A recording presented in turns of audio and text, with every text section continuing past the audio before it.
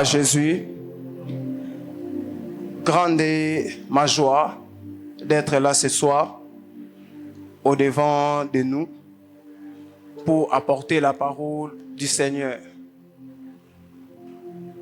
Et je vais nous demander de souhaiter le bienvenu à votre voisin, à votre voisine. Dites-lui seulement bienvenue dans la présence de Dieu.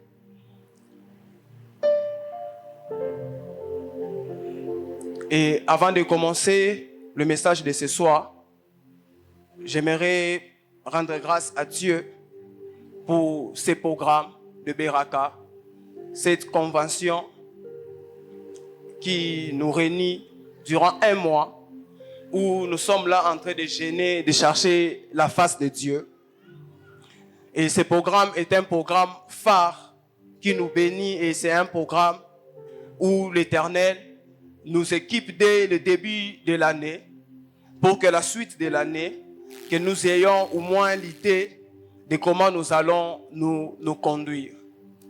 Et je tiens à dire merci à papa et à maman pour la marque de confiance, pour la confiance renouvelée, pour l'opportunité que vous nous avez accordée encore ce soir de tenir le micro et d'apporter la parole du Seigneur à l'Église.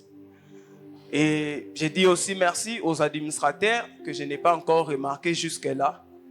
Papa Carlos ainsi que maman Chantal. Merci pour le choix non contesté. Merci pour votre amour. Et merci pour ce que vous êtes pour nous. À chaque fois, quand vous nous appelez, vos remarques, vos prières, vos conseils, c'est ça ce qui nous guide et qui nous donne la force à continuer dans cette marche et à faire un pas de plus. Et je dis aussi merci à tous les prédicateurs, à tout le collège des serviteurs de berger.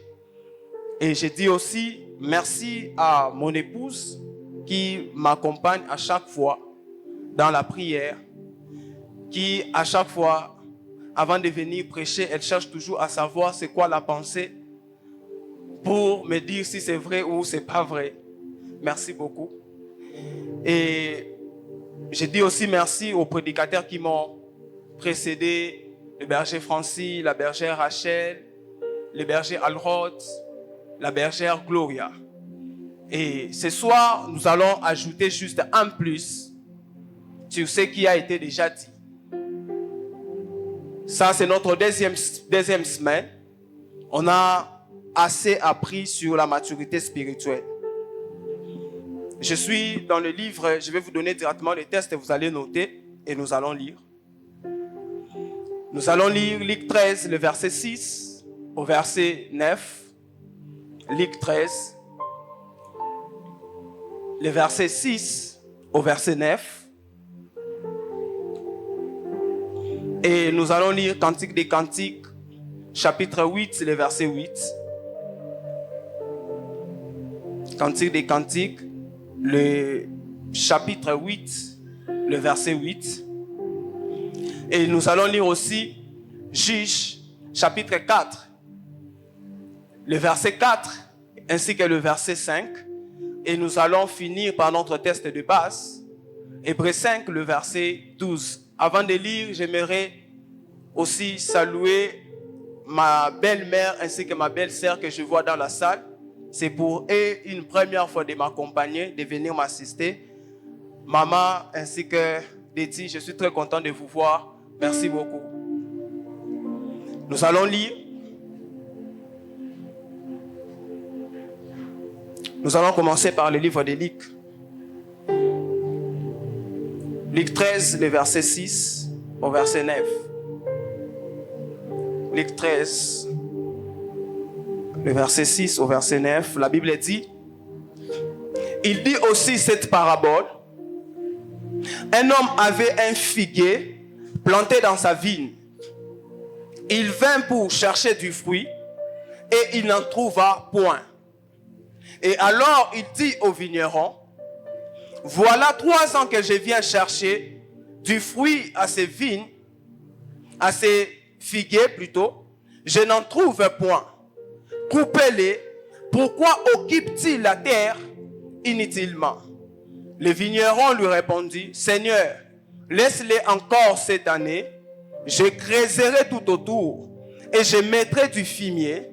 Peut-être à l'avenir donnera-t-il du fruit, sinon tu le couperas. Le livre des Cantiques des Cantiques.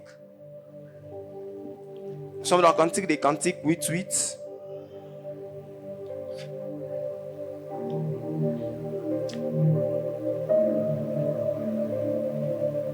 Cantique des Cantiques 8.8.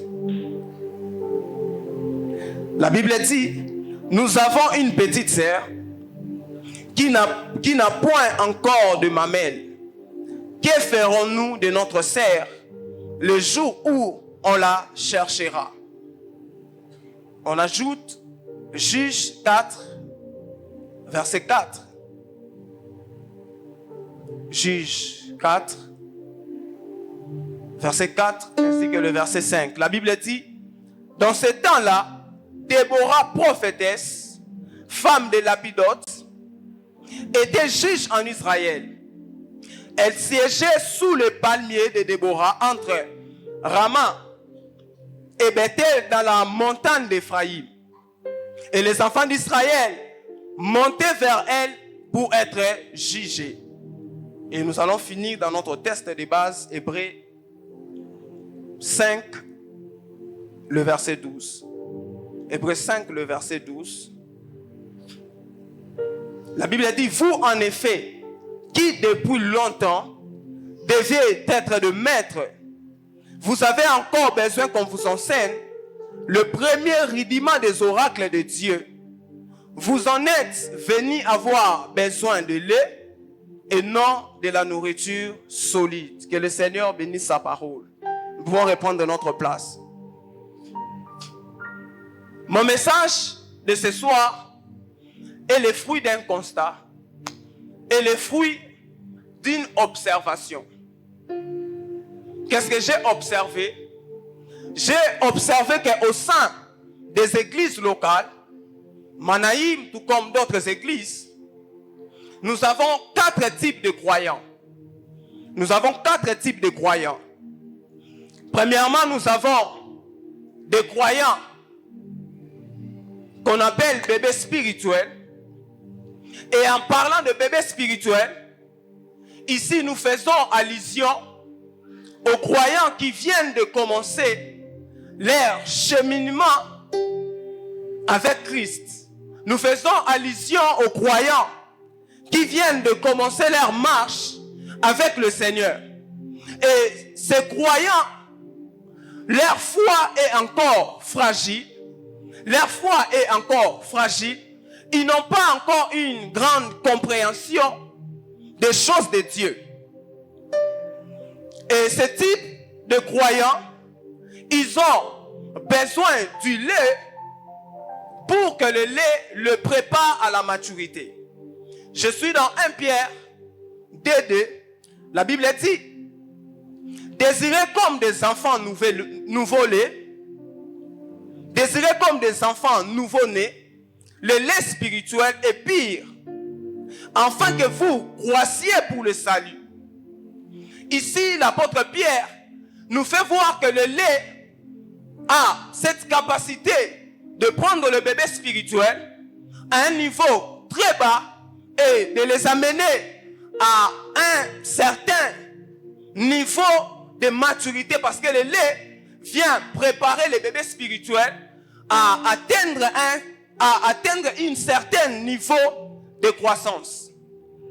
Et le deuxième type de croyants, ce sont les croyants qui font face à la stagnation. Ce sont des croyants qui font face à la stagnation. Ici, ce sont des croyants qui ont commencé, qui ont un certain âge avec Dieu, qui ont commencé à marcher avec le Seigneur. Il y a quand même un temps. Cela peut faire 3 ans, cela peut faire 5 ans, cela peut faire 10 ans, cela peut faire 20 ans, 30 ans, voire même 50 ans de marche chrétienne. Mais ces croyants ne progressent pas dans leur foi. Ces croyants, ils sont restés à un niveau statique malgré les années qu'ils ont fait dans le Seigneur. Malgré les années qu'ils ont fait en marchant avec Dieu, ces croyants sont restés à un seul niveau. Ils ne progressent pas. Ici, nous prenons l'image de Nicodème. Nicodème est un docteur de la loi. Et j'ai fait des recherches pour être qualifié d'un docteur de la loi, qu'est-ce qu'il fallait faire? Et selon mes recherches, j'ai trouvé que pour être qualifié d'un docteur de la loi, il a fallu que la personne ait la maîtrise de la loi. Ce qui veut dire, selon la pratique juive, il fallait au moins que la personne passe plus ou moins 15 ans en train d'apprendre la loi. Mais lorsque vous lisez Jean 3 à la rencontre de Jésus et Nicodème, vous allez vous rendre compte que Nicodème ignorait des choses élémentaires. Parce que la nouvelle naissance est parmi des choses élémentaires. Et lorsque Jésus rencontre Nicodème, malgré ses 15 ans dans la formation de la loi, mais Nicodème ne connaissait pas ou bien il ne maîtrisait pas la notion de la nouvelle naissance.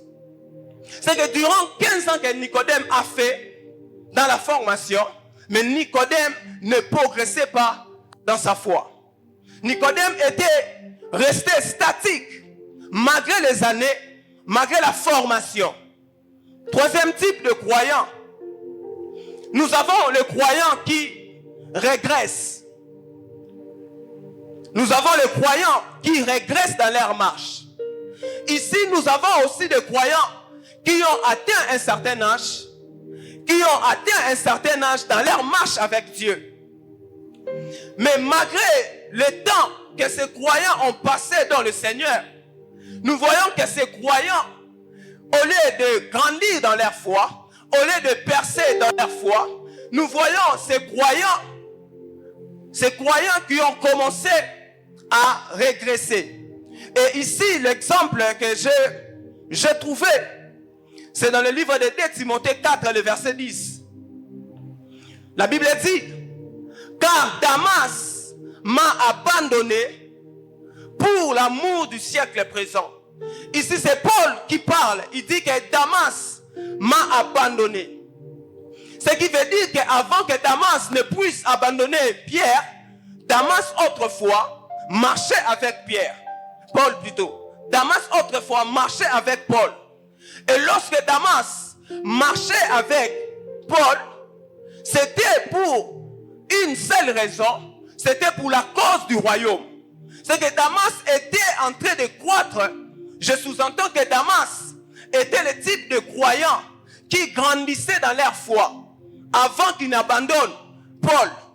Mais plus tard, Paul nous dira que Damas m'a abandonné pour l'amour du siècle présent.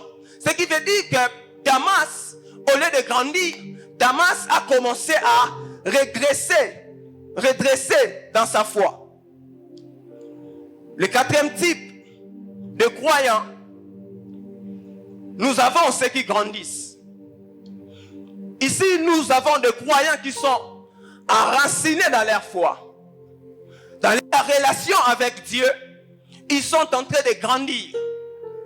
Ce sont des croyants qui désirent du jour au jour à accomplir la volonté de Dieu. Ce sont le type de croyants qui sont pleinement enracinés en Jésus-Christ et qui vivent pour accomplir les volontés de Dieu. Et l'exemple que j'ai trouvé ici, j'ai trouvé l'exemple des disciples de Béret. Par leur comportement, je trouve que les disciples de Béret étaient des croyants qui grandissaient. Parce que leur attitude était de vérifier dans la Bible à chaque fois que le serviteur leur prêchait. Et ce jour-là, les disciples de Béret étaient face à l'apôtre Paul, qui avait la renommée d'être comme un grand de ce temps-là.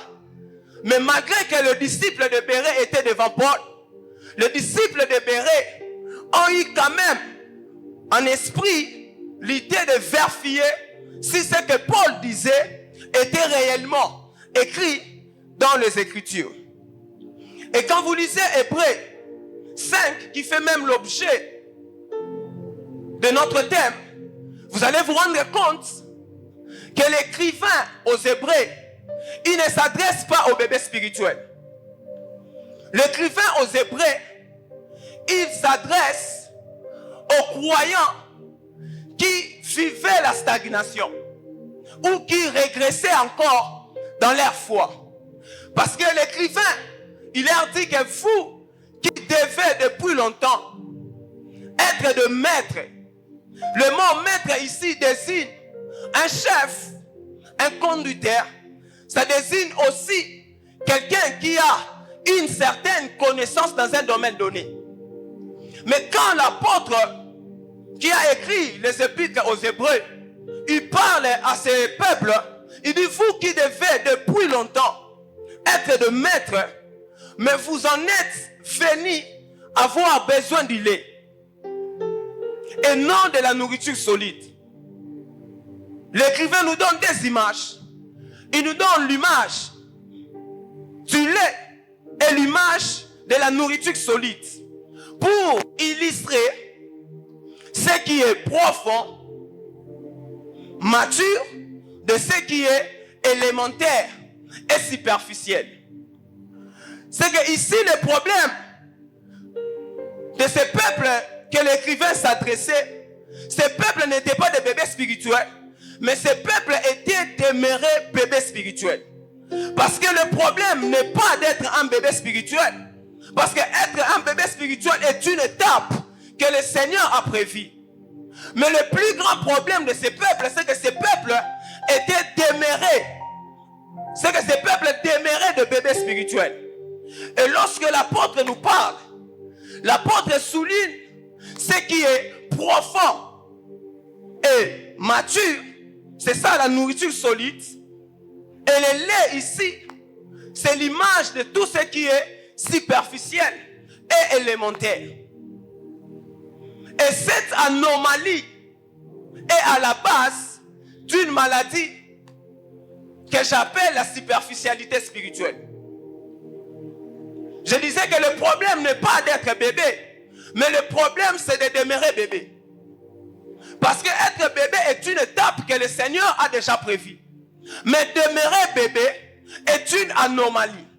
Et cette anomalie est à la base d'une maladie que j'appelle la superficialité spirituelle.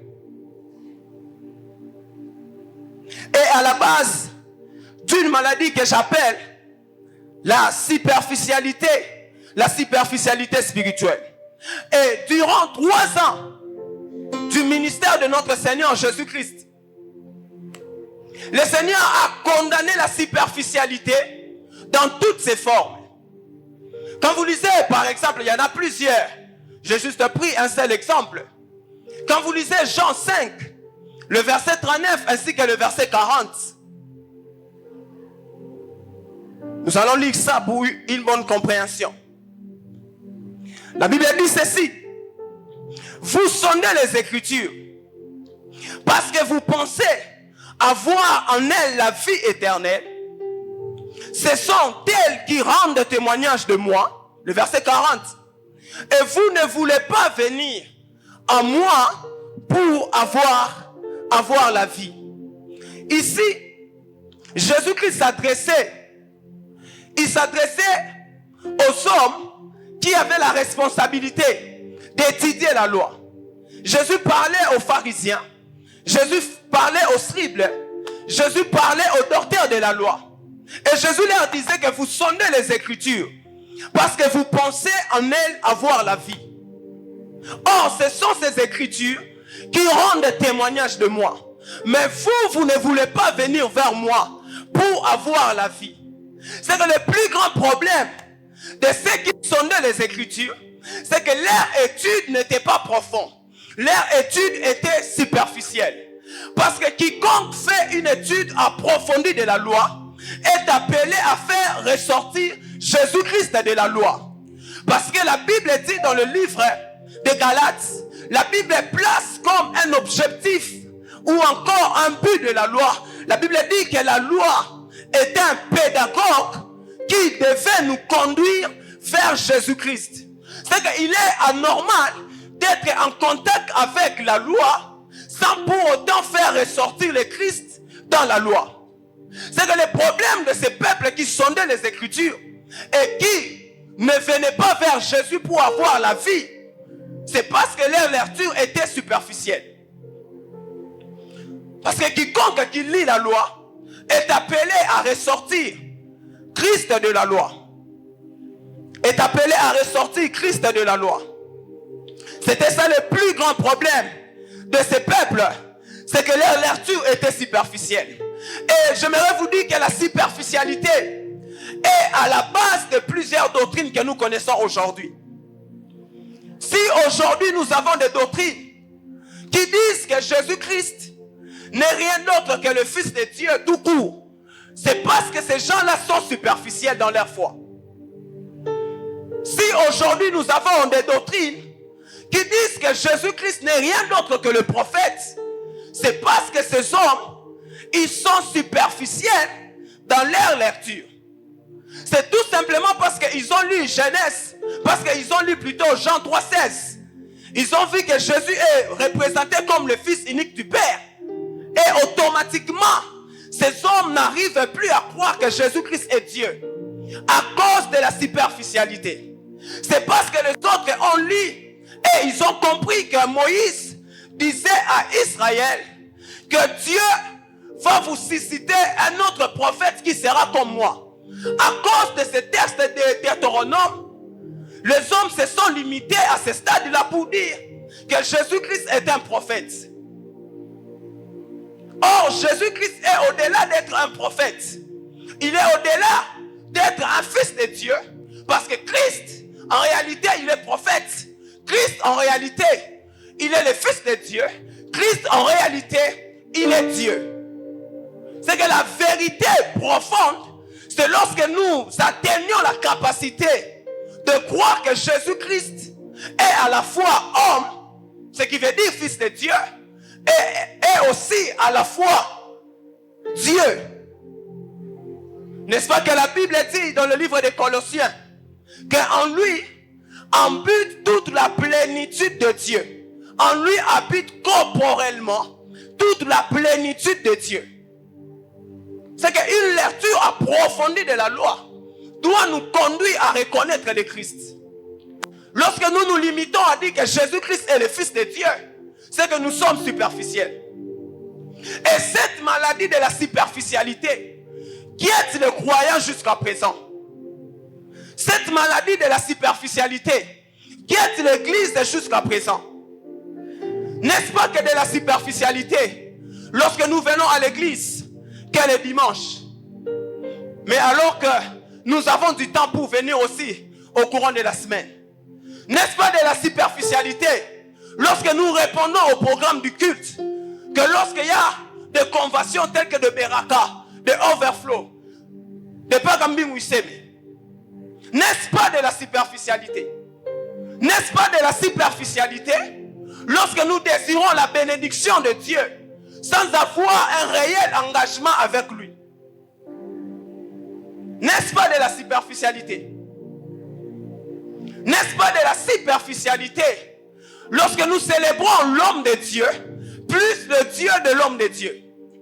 Nous sommes devenus un peu comme le fils de Sceva qui avait la connaissance de Paul et qui connaissait Paul mieux, mais sans pour autant connaître celui qui était le Seigneur ou le maître de Paul. Combien de hommes de Dieu nous connaissons? Mais est-ce que réellement nous connaissons Dieu?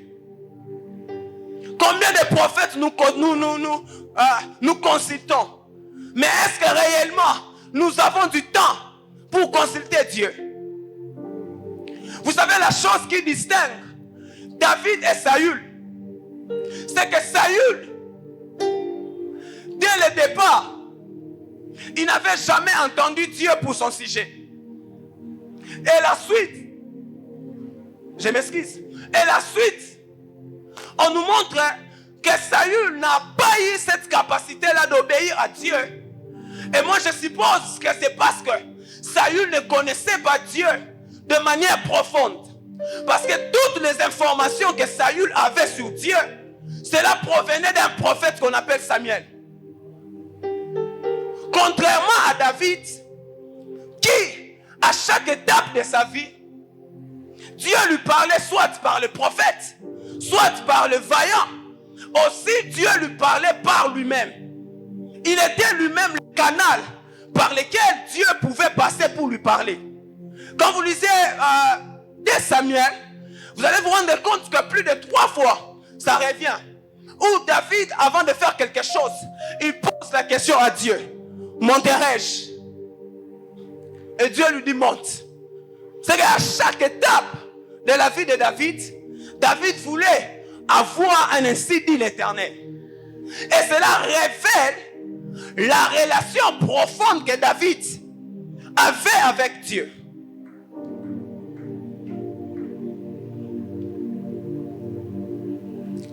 Cela révèle la relation profonde que David avait avec Dieu. Et quand vous lisez notre texte, qu'on a déjà lu ici de Luc 13, le verset 6 au verset 9, dans ce texte, on nous révèle l'inconvénient d'être superficiel. C'est une parabole. Et la Bible dit qu'il y avait un homme qui avait planté le figuier dans sa vigne. Et cet homme est retourné 3 ans après pour venir chercher le figuier. Lorsque cet homme arrive dans sa vigne, après 3 ans, il constate que le figuier n'avait pas de fruits. Et cet homme ordonne au vigneron de couper le figuier parce qu'il suppose que le figuier occupait la terre inutilement. Et ce que j'aime, c'est que le vigneron révèle le vrai problème du figuier. Le vigneron dit: accorde-moi cette année, je creuserai. C'est que le problème du figuier était au niveau de la profondeur. C'est que le figuier était superficiel. Ses racines n'étaient pas assez ancrées. Parce que le vigneron a dit: je creuserai. Et nous savons que le parabole ou encore la parabole, ce sont des représentations ou encore des symboliques.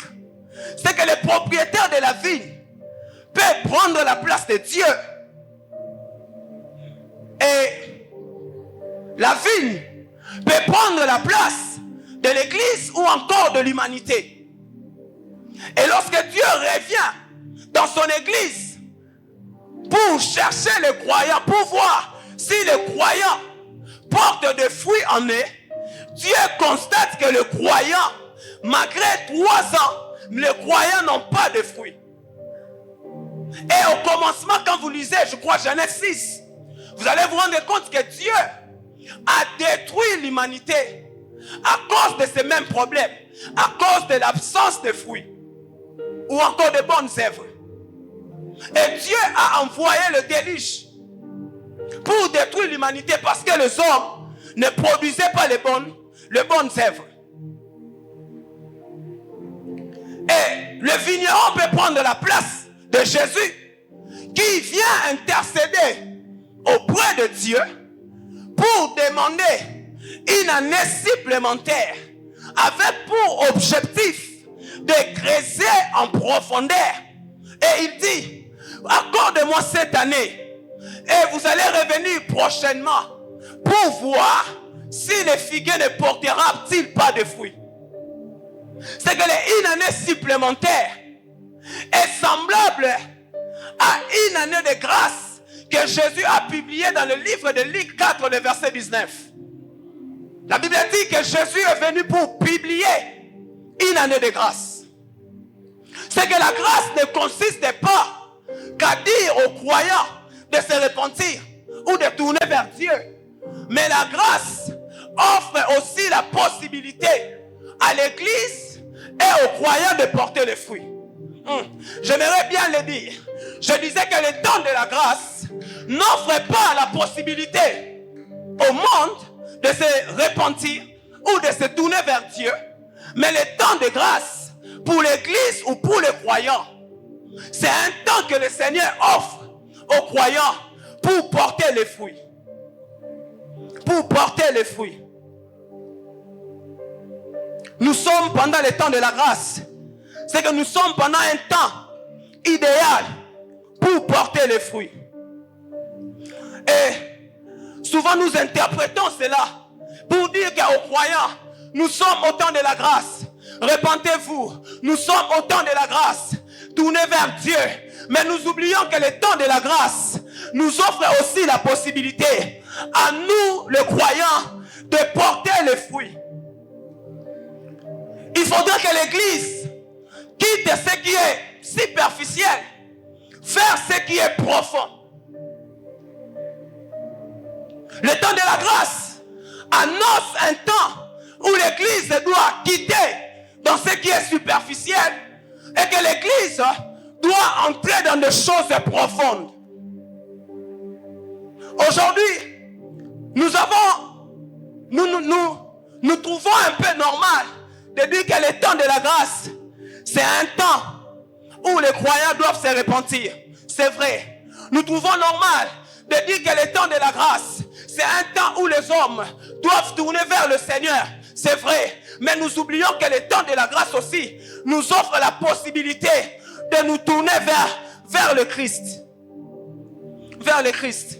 De laisser ce qui est superficiel vers ce qui est profond.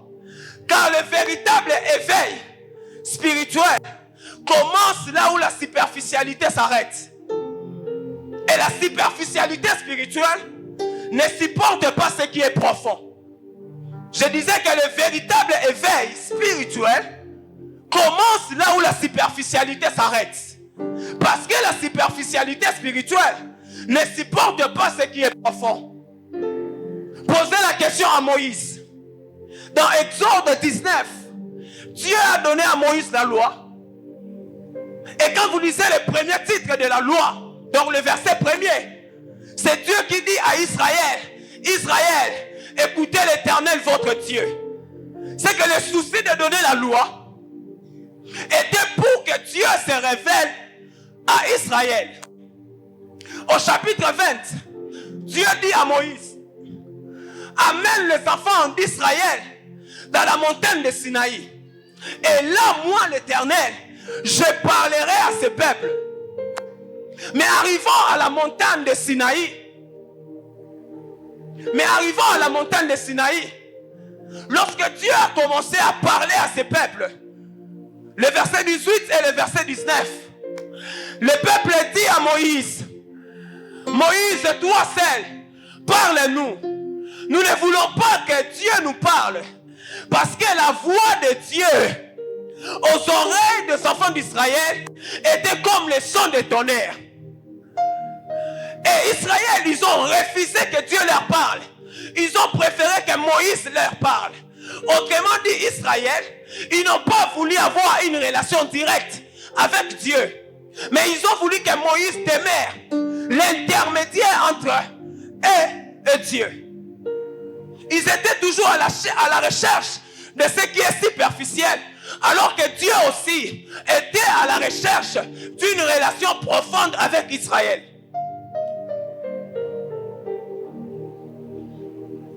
Écoutez, Église, il n'y a pas la maturité spirituelle tant qu'on n'a pas encore vaincu la superficialité sous toutes ses formes.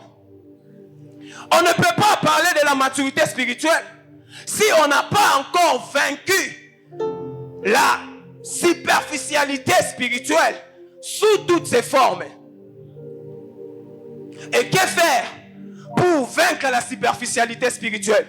Premier point de ce soir, nous devons savoir que la maturité spirituelle est une priorité. Nous devons savoir que la maturité spirituelle est une priorité, car elle te permet non seulement de grandir personnellement dans ta foi, mais elle fait de toi aussi un instrument de bénédiction pour les autres.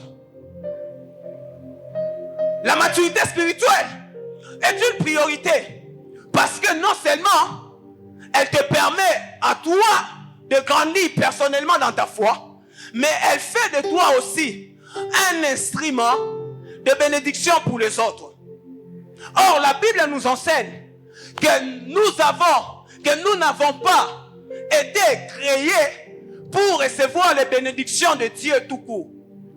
Mais la Bible nous enseigne que nous avons été créés pour recevoir les bénédictions de Dieu et partager ces bénédictions avec les autres. Lorsque nous recevons les bénédictions de Dieu et nous ne partageons pas ces bénédictions, en réalité, nous ne répondons pas à l'appel divin. Pour répondre à l'objectif ou bien à l'appel divin, nous devons recevoir les bénédictions de Dieu et partager ces bénédictions avec les autres. Et je suis dans Matthieu 5, le verset 14 au verset 15. La Bible dit, c'est Jésus qui parle aux disciples. Il dit, vous êtes la lumière du monde. Une ville située sur la montagne ne peut être cachée. Le verset 15, il dit, on n'allume pas une lampe pour la mettre sous le boisseau. Mais lorsqu'on allume une lampe, c'est pour la mettre sur le chandelier ou sur la table. Jésus donne deux comportements. Le premier comportement, c'est le comportement qui est condamnable. C'est le fait de recevoir la lumière que je prends ici comme la bénédiction, comme les grâces. Et lorsque nous recevons ces choses, Jésus condamne ces comportements puisqu'après avoir à recevoir ces hommes, au lieu de mettre cette lumière sur la table et prennent la lumière, ils cachent sous le boisseau. Comme qui dirait qu'ils voulaient que cette lumière reste uniquement pour eux. C'est ainsi que je vous ai dit que nous avons été créés non seulement pour recevoir les bénédictions, mais pour partager aussi ces bénédictions. Lorsqu'on n'a pas encore atteint la capacité de partager la bénédiction, la lumière qui repose sur nous, en réalité nous sommes loin du chemin de la maturité. Mais Jésus approuve le deuxième comportement qui consiste à prendre sa lampe, de placer sur la table. Parce que placer la lampe sous la table, elle permet que tout le monde, que quiconque est dans la maison, soit éclairé. Et c'est le comportement que le Christ approuve. Et dès par ce texte, j'ai compris que la maturité spirituelle consiste à briser l'esprit de l'autocentrisme vers une vie centrée vers Dieu ainsi que vers les autres. Pour qu'on parle de la maturité spirituelle, on doit briser l'esprit de l'autocentrisme vers une vie tournée vers Dieu ainsi que vers les autres. Vous êtes là? Et dans une église où ne règne pas la communion fraternelle, 70%, cette église engendrera des croyants immatures. Dans une église où ne règne pas la communion fraternelle, à 70%, cette église engendrera des croyants immatures. Parce que la communion fraternelle est le catalyseur de la maturité spirituelle ou de la croissance spirituelle. Et vous devez savoir que la maturité spirituelle n'est pas seulement une affaire personnelle, mais la maturité spirituelle est aussi une affaire collective. C'est ce que l'apôtre Paul dit dans Ephésiens 4, le verset 13. Il dit jusqu'à ce que nous soyons tous parvenus à l'unité de la foi.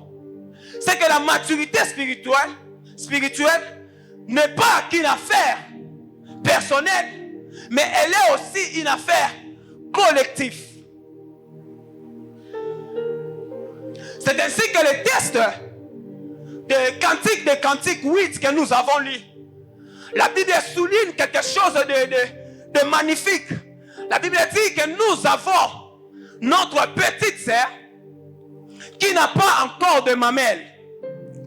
Que ferons-nous de notre petite sœur le jour où on viendra la rechercher. La petite sœur qui n'a pas de mamelle, c'est l'image d'une personne vulnérable. C'est l'image d'une personne immature. Mais l'immaturité de cette petite sœur était la préoccupation des hommes immatures. Parce que les hommes immatures se sont réunis pour traiter sur un sujet qui consiste à préparer leur petite sœur à être présentable le jour où on viendra la rechercher. Écoutez la question que les hommes matures se posent. Que ferons-nous de notre petite sœur le jour où on viendra la rechercher? Cette question cache la responsabilité des hommes matures. Tu dis que tu es mature. Montre-nous combien de personnes que toi tu as pris de l'immaturité et que tu as élevé à une certaine dimension de maturité. Parce que ces hommes, ils ne se sont pas réunis pour critiquer. Ils ne se sont pas réunis pour parler à mal, pour dire que oh, elle est d'ailleurs immature. Mais ces hommes se sont réunis pour traiter un sujet qui consiste à faire développer leur sœur, à préparer leur sœur à être présentable.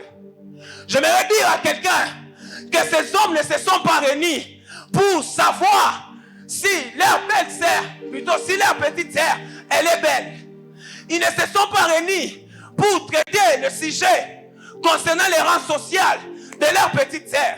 Mais ces hommes, ils se sont réunis pour traiter un sujet de la maturité de leur petite sœur. Et lorsque le Seigneur reviendra, le Seigneur ne viendra pas prendre une église immature. Le Seigneur ne viendra pas chercher une petite fille, mais le Seigneur viendra chercher une église mature. Le Seigneur viendra chercher une femme mature. La présence, ce qui est bien dans ce test, c'est que dans ce test, on nous donne quand même la pensée que la petite sœur, un jour, elle va aussi grandir. Parce que la Bible dit qu'on viendra chercher la petite sœur en raison de ses mamelles. Or, aucune femme n'est consommatrice de ses propres seins. Par là, je voulais dire quoi? Ton voisin a des choses qui t'appartiennent. J'ai des choses qui vous appartiennent. De la même manière, tu as des choses qui m'appartiennent. De cette même manière, moi aussi, j'ai des choses qui t'appartiennent. C'est ainsi que l'apôtre Paul dit dans le livre de 1 Pierre 4, le verset 10.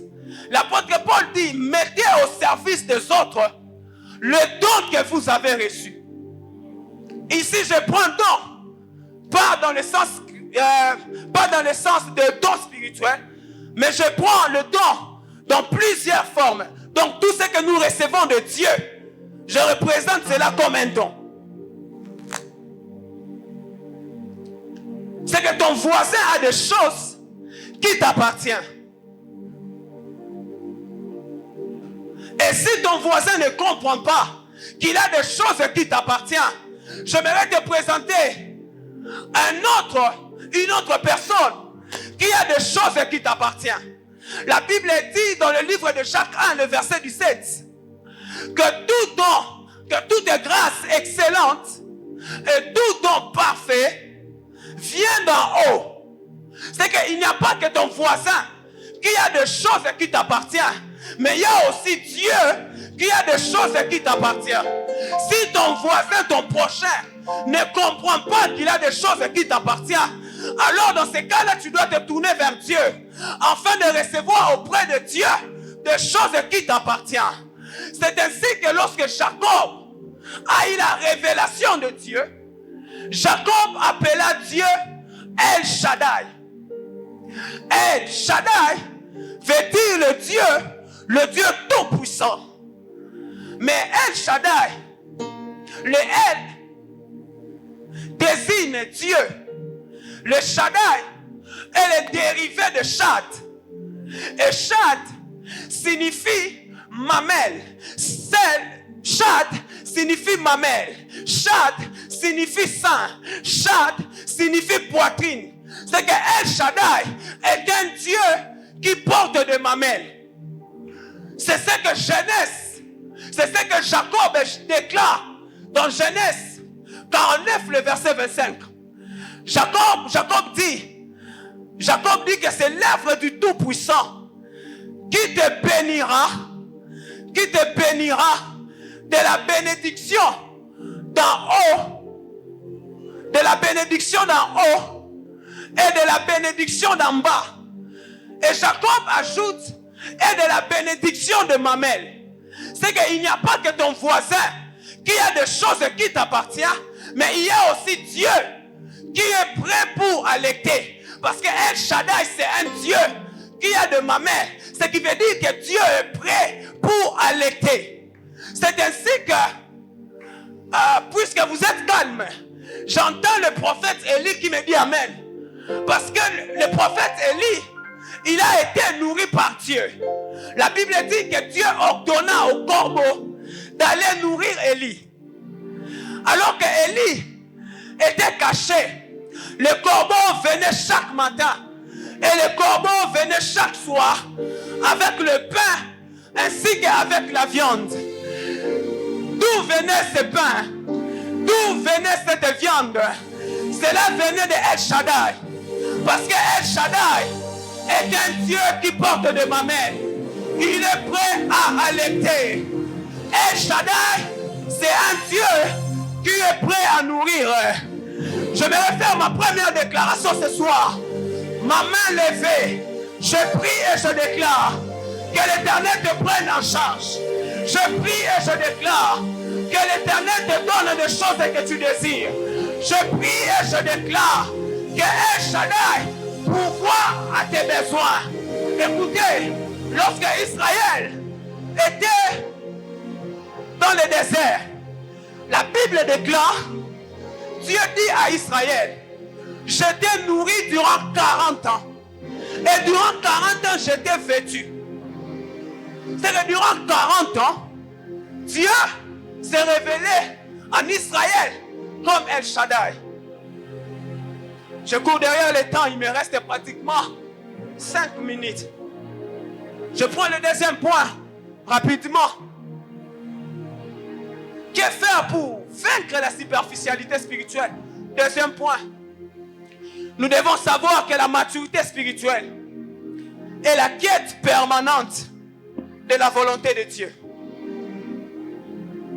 Nous devons savoir que la maturité spirituelle est la quête permanente de la volonté de Dieu. Genèse 1, le verset 28. La Bible dit, Dieu le bénit et Dieu leur dit, soyez féconds. Le mot fécond utilisé dans ce texte, traduit en hébreu, c'est para. C'est para. Para, c'est un mandat divin. Para, c'est un ordre divin qui ne se limite pas qu'à la productivité biologique. Para englobe tous les autres domaines de la vie de l'homme.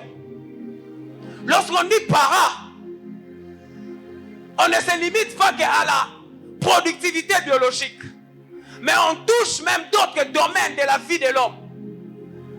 C'est que lorsque Dieu bénissait Adam et Ève, Dieu voulait leur dire, soyez productifs, pas seulement sur le plan biologique, mais soyez aussi productifs dans tous les autres domaines de votre vie. Et dès que nous sommes ici assis, nous devons savoir que nous avons tous une seule vocation. Notre vocation consiste à porter les fruits. Que tu sois dans le ministère, que tu sois dans les affaires ou dans d'autres domaines de la vie, nous avons une seule vocation. Nous avons une seule vocation qui consiste à porter les fruits ou à être productif. Ou à être productif. Et quiconque ne porte pas le fruit a déjà échoué sa mission étant chrétien.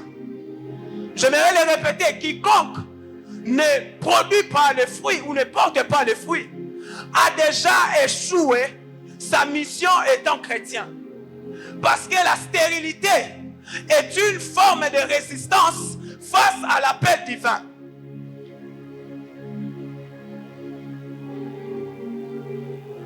C'est ainsi que Jésus pouvait dire aux disciples, allez-y et portez beaucoup de fruits. En ayant cette connaissance, nous devons savoir ceci, que la productivité peut passer par un travail intentionnel. Ne peut atteindre la productivité que celui qui travaille sur sa foi de manière intentionnelle pour atteindre la productivité. C'est ce que Pierre nous dit dans le livre de 2 Pierre 5, 2 Pierre 1, le verset 5 ainsi que le verset 8. Je vais lire rapidement. La Bible dit, faites tous vos efforts pour joindre à votre foi la vertu. Le verset 8. Car si ces choses sont en vous, et si elles sont avec abondance, elle ne vous laissera point oisif ni stérile pour la connaissance de notre Seigneur Jésus-Christ. C'est ainsi que je disais que pour atteindre la productivité, c'est un travail intentionnel que le croyant doit faire. Le croyant doit travailler sur sa foi pour que sa foi soit productive. Et par ce texte, je dégage 3 informations. Lorsque l'apôtre Paul disait, faites tous vos efforts, l'apôtre Paul voulait dire 3 choses. Premièrement, l'apôtre Paul voulait dire que la foi seule ne suffit pas pour être productif. Deuxièmement, l'apôtre Paul voulait dire que la productivité est le résultat des efforts consentis par le croyant. La productivité n'est pas le fruit d'un hasard, mais la productivité est le résultat des efforts consentis par le croyant. La troisième des choses, l'apôtre Paul appelait le croyant à être vigilant et à ne pas se distraire. 3 informations. Je répète rapidement. Premièrement, l'apôtre Pierre voulait dire à l'église que la foi seule ne suffit pas pour être productif. Deuxièmement, l'apôtre Pierre voulait dire que la productivité est le résultat des efforts consentis par le croyant. Et la productivité n'est pas un fruit d'hasard. Troisième information, l'apôtre Pierre voulait dire aux croyants, ou l'apôtre Paul appelait aux croyants à être vigilants et à ne pas se laisser distraire. C'est ce qui se passe dans la maison de Pharaon. Dans la maison de Pharaon, la Bible dit que Pharaon a constaté que les enfants d'Israël se multipliaient. Et lorsque Pharaon a constaté qu'il y avait la productivité au milieu des enfants d'Israël, la Bible dit que Pharaon a placé le chef de corvée, et ce chef de corvée avait pour mission ou pour objectif d'empêcher le peuple de se multiplier. En faisant quoi? En les accablant par des travaux pénibles. C'est qu'à chaque fois qu'on a voulu détacher l'homme de la productivité, on amène vers l'homme certaines choses afin que l'homme ne soit plus productif. C'est le cas de notre père Adam, qui dans le jardin, il avait accès à la révélation de Dieu. La Bible dit que chaque soir, l'Éternel descendait dans le jardin et l'Éternel s'est révélé en Adam. Ce qui veut dire qu'Adam possédait une certaine connaissance du fait que Dieu le visitait chaque soir. Mais qu'est-ce qui se passe? L'ennemi vient écarter Adam du chemin qui le conduisait à la productivité. Et Pharaon a utilisé la même stratégie. Il a utilisé la stratégie de l'occupation. Il a donné des travaux pénibles aux enfants d'Israël pour les empêcher à se multiplier. Et jusqu'à présent, nous faisons face à ces mêmes réalités. Satan, notre ennemi, lorsqu'il veut nous détourner de la productivité, Satan agit de 3 manières. Premièrement, il agit par le diable. Il agit par le diable, je vais passer vite. Il agit par le diable.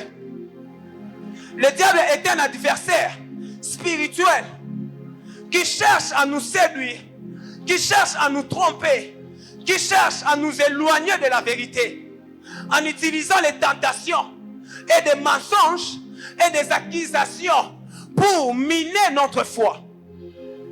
Deuxièmement, Satan utilise le monde. Le monde dont il est question ici, c'est le cosmos. C'est un monde qui représente les valeurs ou les systèmes qui sont opposés à Dieu. C'est un monde qui a des valeurs ou tout un système qui est opposé à la volonté de Dieu. Troisièmement, le diable utilise la chair. Ici, nous faisons référence à la nature pécheresse, aussi au désir charnel qui réside en nous. Mais la bonne nouvelle est celle-ci. Tout ce qui se présente en nous comme des ennemis qui combattent notre croissance spirituelle a des solutions. Or, en sciences pharmaceutiques, il y a un principe majeur qui dit ceci: qu'on étudie la maladie aussi longtemps le médicament n'est pas encore retrouvé. Une fois que le médicament est retrouvé, on arrête d'étudier la maladie, mais on applique les médicaments. C'est ainsi que lorsque Dieu a délivré Israël de la maison de Pharaon, Dieu a pris soin d'appliquer les médicaments. Dieu a pris soin de donner à Israël la manne et de donner à Israël l'eau du rocher. Et lorsque Paul vient interpréter ces choses, l'apôtre Paul dit que vous avez mangé un aliment spirituel et vous avez bu l'eau du rocher. Et ce rocher était le Christ lui-même. C'est que Jésus-Christ est l'antidote contre tout ennemi qui vient combattre notre croissance.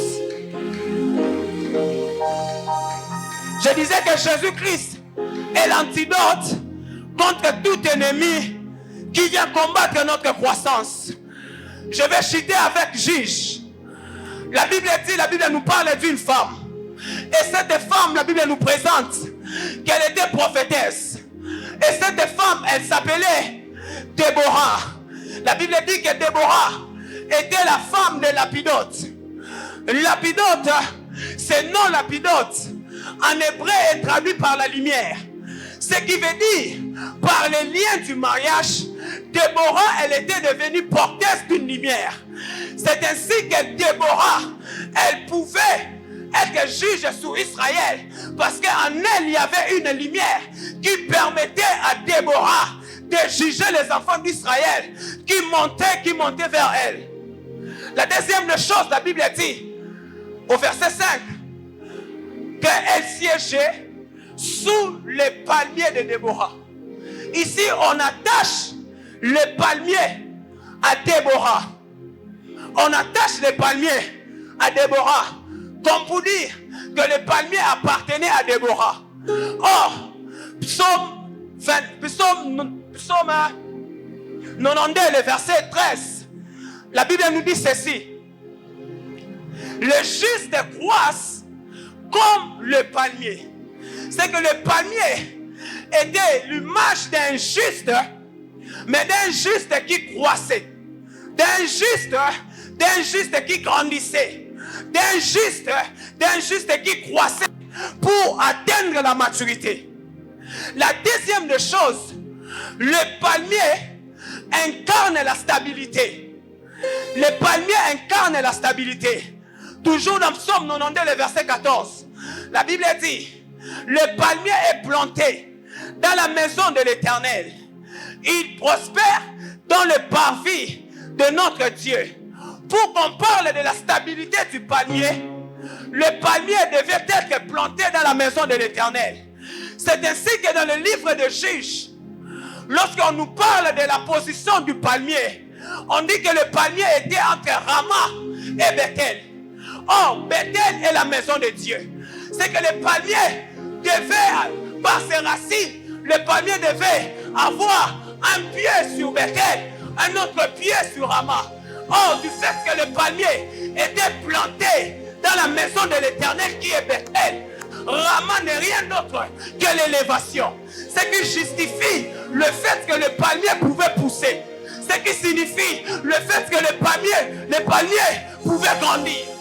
La troisième des choses, le palmier est aussi l'image de la fertilité. Je suis toujours dans Psaume 92, le verset 15. La Bible dit, la partie A, il portait encore des fruits dans la vieillesse. Il portait encore des fruits dans la vieillesse. La Bible dit encore, ce qui veut dire même dans la jeunesse, même dans sa jeunesse, le palmier avait porté encore des fruits. Mais arrivé dans la vieillesse, les gens pensaient que c'était fini. Mais le palmier a fait encore preuve de la fertilité. Mais qui est le palmier ici? Si ce n'est Caleb. Si ce n'est Caleb, la Bible déclare, lorsque Caleb avait 45 ans, Moïse, l'homme de Dieu, a promis à Caleb une montagne. Mais lorsque Caleb atteint 90 ans, Moïse n'est plus en vie. Caleb va réclamer son héritage auprès de Josué, en disant à Josué, lorsque j'avais 45 ans, qui représente la jeunesse de Caleb, l'homme de Dieu Moïse, il avait vu en moi un signe de la productivité et il m'avait promis cette montagne. Mais alors que j'ai atteint 90 ans, je viens pour que tu me donnes cette montagne. Caleb ajoute, j'ai encore de la vigueur comme lorsque j'avais 45 ans.